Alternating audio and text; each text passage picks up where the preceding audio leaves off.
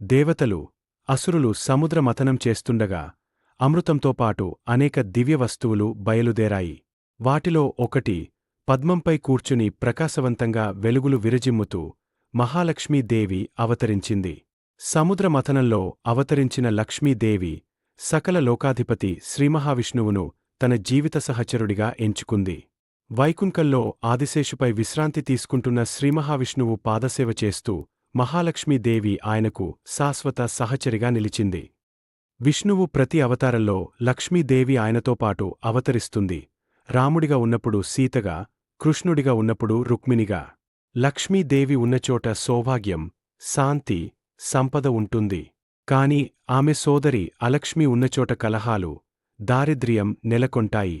దీపావళి పర్వదినంలో భక్తులు లక్ష్మీదేవిని ఆరాధిస్తూ తమ ఇళ్లలో దీపాలు వెలిగించి సంపద, ఐశ్వర్యం రావాలని ప్రార్థిస్తారు.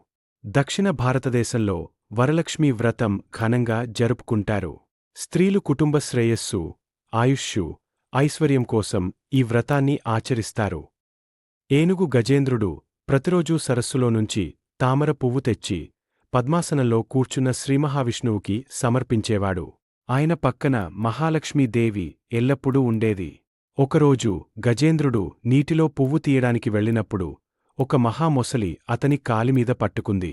ఎంత ప్రయత్నించినా విడువలేదు. ప్రాణాపాయం దగ్గరపడుతుండగా గజేంద్రుడు భక్తితో ఆదిమూలమా, రక్షించు అని పిలిచాడు. వెంటనే విష్ణుమూర్తి మహాలక్ష్మీదేవితో కలిసి గరుడుని ఎక్కివచ్చారు. విష్ణువు సుదర్శన చక్రంతో మొసలిని చంపి గజేంద్రుని విడిపించాడు. మొసలి తన పాపబంధం నుండి విముక్తి పొంది స్వర్గానికి చేరుకుంది.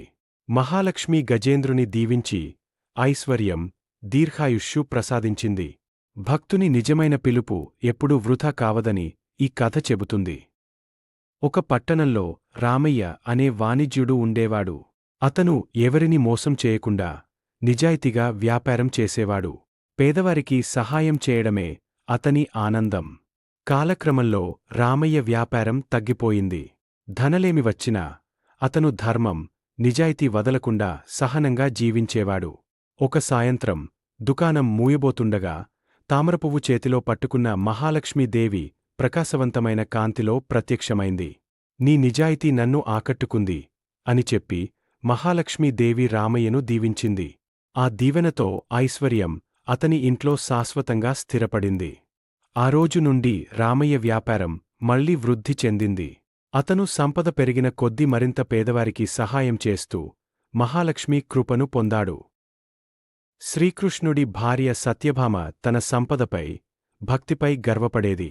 ఒకసారి ఒక మహర్షి మాట విని తన భర్తను బంగారంతో తూకం వేసి దానం చేయాలని నిర్ణయించింది.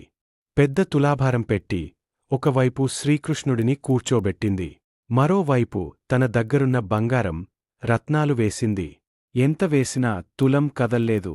ఆ సమయంలో రుక్మిణీదేవి, మహాలక్ష్మి అవతారం వచ్చి సత్యభామ గర్వాన్ని గుర్తించింది.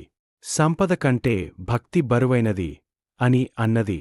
రుక్మిణి ఒక చిన్న తులసి దళం కాని అపారమైన భక్తితో వేసింది. వెంటనే తులాభారం సమతుల్యమై శ్రీకృష్ణుడు సులభంగా ఎగరాడు. సత్యభామ గ్రహించింది, లక్ష్మీ కృప, భక్తి, వినయం లేకపోతే సంపదకు విలువ లేదని.